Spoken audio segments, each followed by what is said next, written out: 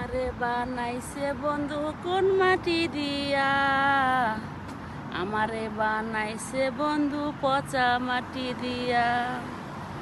দুজনারই দুটি মন, সাথে সাথে থাকি একই জনম। দেখেন, আসলে অনেকে বলে আমি খালি বন জঙ্গলে ঘুরি, কোনো কাজ নাই কাম নাই, খাওয়া দাওয়া ঘোরাঘুরি। আসলে এই কথাগুলো কি ঠিক? আমি যদি কাজ কামি না করি তাহলে আমার ঘরে রান্না বাড়ি খাওয়া দাওয়া এগুলা কে আয়োজন করে? কারণ বিদেশ বাড়িতে কাজের মেয়ে পাওয়া যায় না। আর যদি আমি একটা কাজের মেয়ে আনতে যাই, ঘন্টা 150 কন্নর, তার বাংলাদেশ মানে 1,500 টাকা, আর মাসে আমার 17,000 টাকা বেতন দেওয়া অসম্ভব। তাই বিদেশেরা যারা থাকে তাদের কোনো কাজের মেয়ে লাগে না, তারা নিজে কামের বিড়ি, তারা নিজে ডাক্তার, নিজে নার্স, নিজে শিক্ষিকা, নিজেই সব কিছু। যারা যে বলবো বাইরে বাংলাদেশে যায় যে আমার কাজের মেয়ে ঘরে কাজ করছে রান্না করছে, ভুয়া কথা।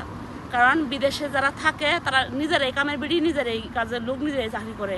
কারণ যে কোনো দেশ বলেন, কোনো দেশে কাজের বিড়ি নেই, একমাত্র বাংলাদেশে মানুষের কাজের বিড়ি রাখে, ফুটানি দেহা।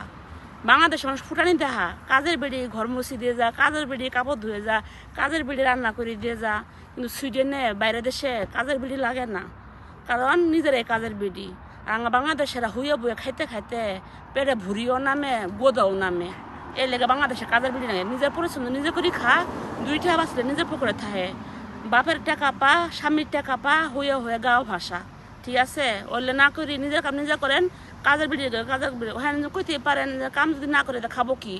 আল্লাহ হেগেরও ব্যবস্থা করে দিচ্ছে, তারাও চাকরি বাকরি করবো। এই জন্যই বাংলাদেশে গরিব মানুষ বেশি। যদি সমান সমান হলেও নি, বিদেশ বাড়ি সবাই সমান, কেরা ধনী কেরা কোটিপতি কেউ বোঝা যায় না, সবাই এক সমান এক লেভেলে চলাফেরা করে।